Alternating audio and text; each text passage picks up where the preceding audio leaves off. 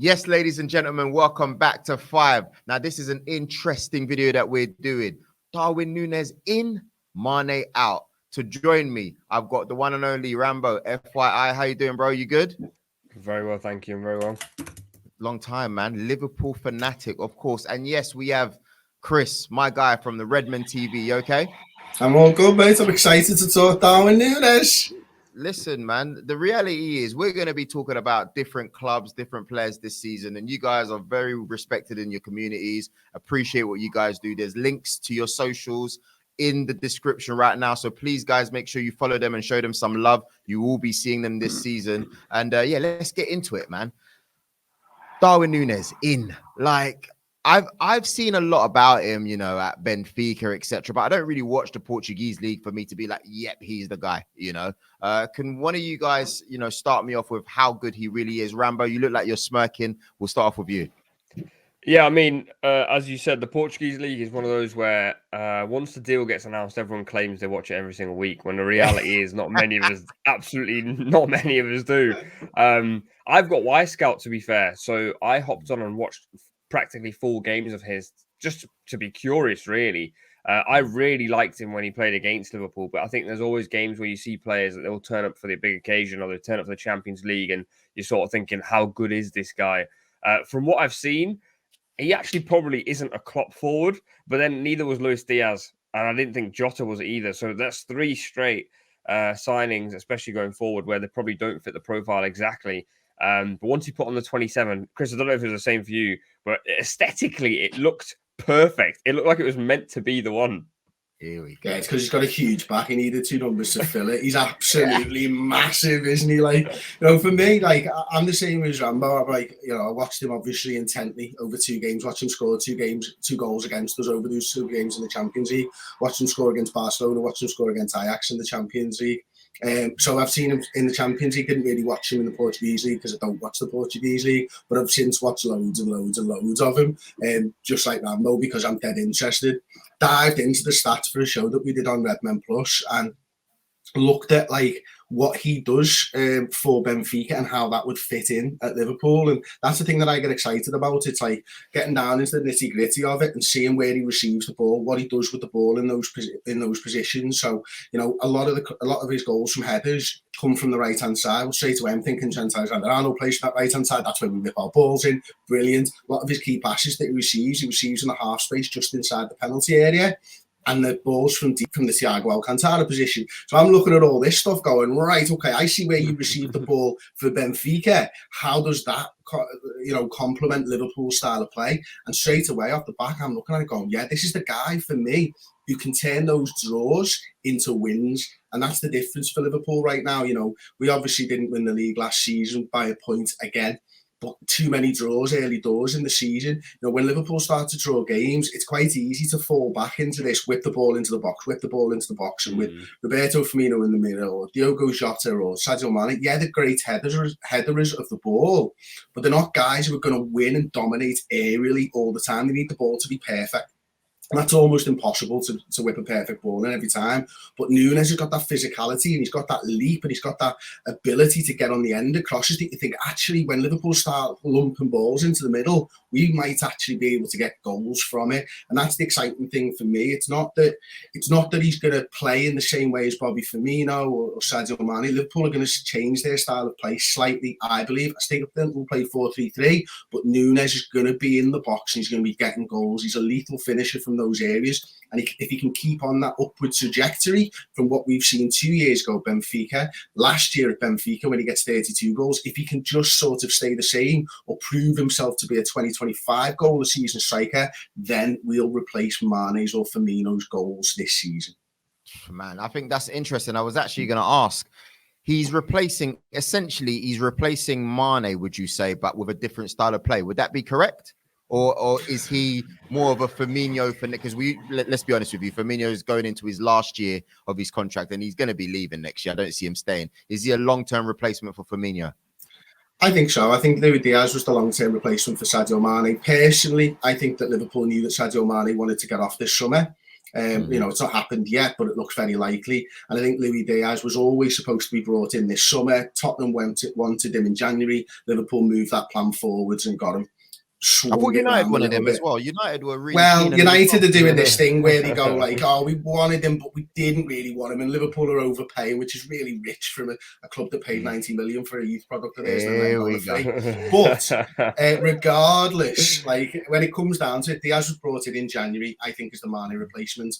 You've got a forward plan. The best thing you can do is something Rafa Benitez used to say, isn't it? It's like, how do you build a car when it's driving along? Or how do you build a plane when it's flying along? That's what Liverpool are doing now, a much better job of. They're getting the replacements in before the other guys leave, get them bedded in and let them learn from those other players. He's not going to be Roberto Firmino. I don't think his first touch is as good as Roberto Firmino. I don't think he is involved in plays much. He averages about 14 passes a game for Benfica last season. So he's nowhere near as involved in the play as what you would see for Roberto Firmino or Sadio Mané when they're playing that 9. But if he can be the tip of the spear, if he can be that guy that you're whipping balls across the 6-yard line to, and all he's got to do is finish, that's what he's going to do for Liverpool. Wow. Rambo, my question for you is really simple. Yes, there's the excitement of Darwin Núñez, and I respect Liverpool because, you know, since Mane, you know, announced that he's going and it's been clear, you know, an exceptional player who I don't think people will appreciate until he's completely gone and we think back of the memories and we look at the highlights, right?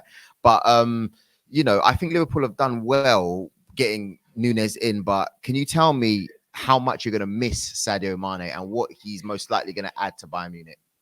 He's such a fascinating player that, like, we've fallen in love with him, but not enough because we've fallen so much in love with Salah or Van Dijk, or I think them two have sort of taken over from that initial love for Sadio. I don't know if it's the same for Chris or for other Liverpool fans, but initially he was actually the first guy Klopp signed to kind of show our interest in becoming title contenders. He was the first one, the first big signing. I think it was 37 million from Southampton at the time. And also, he also came with a lot of doubts, similar to Darwin, where people were saying he's just quick, he's just strong, he can't finish, can't do this, he can't do that. And then he sort of redeveloped his game and became this killer forward, who still, he still has a really high shot volume, but he was extremely clutch. And by clutch, I mean he'd just come handy whenever you need him.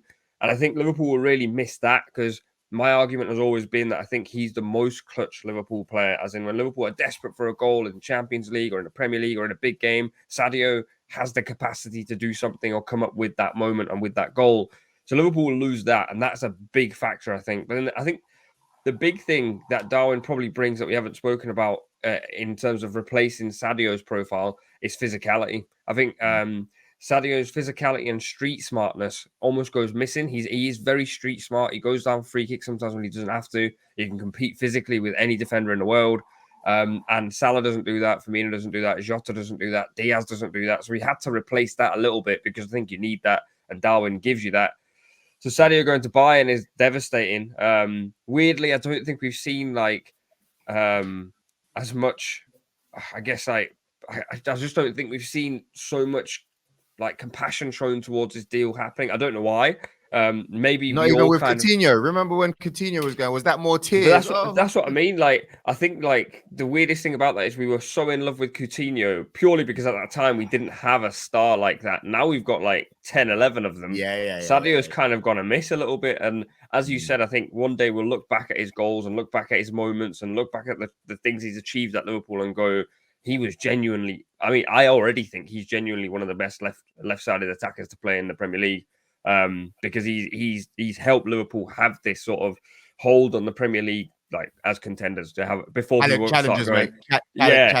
I was waiting for someone to say, yeah, you've only won it once though, but he's allowed Liverpool to get to that level. What Bayern receive is a profile of a player that I don't think they've had for a while. So they've had Sané and Gnabry. Sané being this winger that they've really tried to play off the right hand side. It's not worked at all. Gnabry, who I think is leaving, or Gnabry as is meant to be said.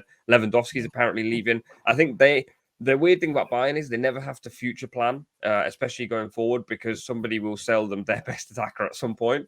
And I think what they'll receive is Sadio Mané, who can play across the front line, which is really important for the way they play. And Nagelsmann really likes a winger playing through the middle, so I wouldn't be surprised if he goes and plays through the middle for Bayern, like like he has for Liverpool in the last stage of the season. But Bayern get a treat. They really get a player that I don't think they're completely sure of, like, how good he is. And I think he'll tear it up in the Bundesliga. Finally, I want to ask you guys your thoughts on the fixtures that have come out for Liverpool. Chris did me a favor and he sent me Liverpool's fixtures, and it's real interesting, man. You're playing like quite a few of the top teams by October. I mean, first game is against Fulham, which I do think, you know, you'll win that. I think they'll still need to, you know, sort themselves out as their first game in the league, etc. Crystal Palace, I do think you've got that in the bag as well, especially because that's at Anfield. But then you've got United as your third game. Now, I worry for you guys in regards to the fact that everybody's going to be on the Ten Hag hype, the Ten Hag train, especially the players as well. They've got quite a lot to prove, and it's a chance for the United players to, you know, put a stamp in their positions, etc. So it don't worry about us, mate. We'll be absolutely fine. Really? Yeah, mate. We togged them 9-0 on aggregate last season. I think like the Ten Hag effect's going to take more than 2 games before they meet us. Look, ultimately, Ten Hag might be the right man for Manchester United, but they've not signed anyone, so they've not improved that much. As we're talking right now, you know, they need a lot of players to get to where Liverpool and Manchester City are right now. And yeah, look, Ten Hag might be the right man. He really might be. But early doors against Liverpool Football Club, a team that knows how they're playing, played together for a long time. Don't worry about us, Joe. We'll be fine. Really? Okay. Well, you know, I mean, I'm worried about Arsenal more than anything like that. But you should be as well, to be fair. Like, here we go, mate. Listen, you have to give us credit when we played against you guys. Tell me you haven't seen Promise Rambo. I mean, I'm a big Arteta in guy. So really, like, even when Arsenal lose against Tottenham, for example, I'm still Arteta in. So I think you're the best of quite an average bunch, but you have a very good identity. But you really need to sign some proper footballers, man. Like, you've bought an 18-year-old and a 19-year-old. You've got Tottenham buying Perisic. You need to sort of the transfer policy out. He's got a way of playing, though. That's the thing. Basuma. He's got a way of playing, Arteta, and you know that they're going to get there. They're probably maybe 2 to 3 years away with the young players that they've got from being able to compete physically and with experience and, you know, toe to toe. Like, the thing with Arsenal right now is it reminds me of Liverpool when we first had Jurgen. When you sort of embed that style of play, you can go toe to toe with them in a game, but you can't do it consistently over the course of the season yet. And that just tells me that because they can go toe to toe on one game, they will get there consistency-wise.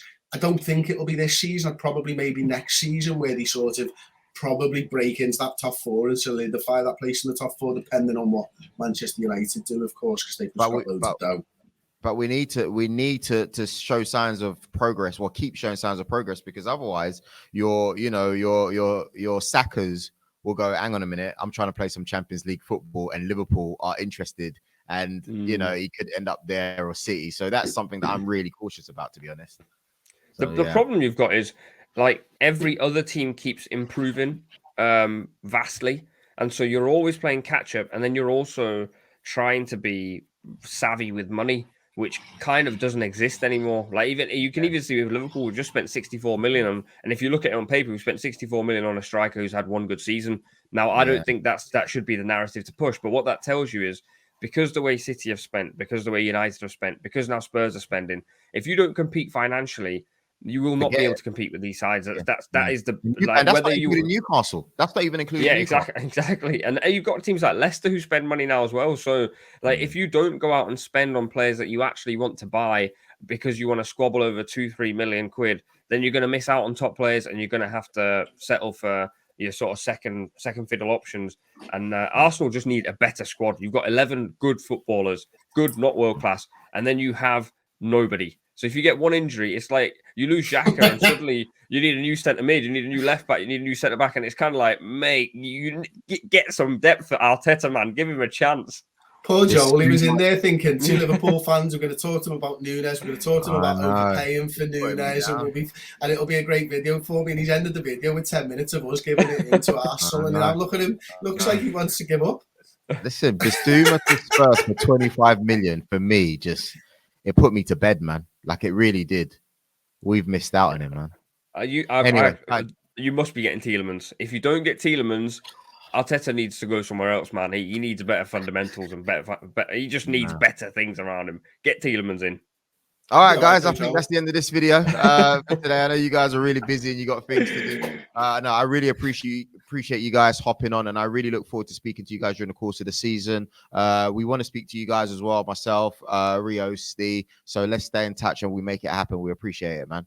Yeah. You too, Top man. man. Appreciate Everyone watching, please make sure that you check the description. You will have Chris's details in there, Rambo's details in there. They're both doing amazing things. And yeah, we'll be back soon.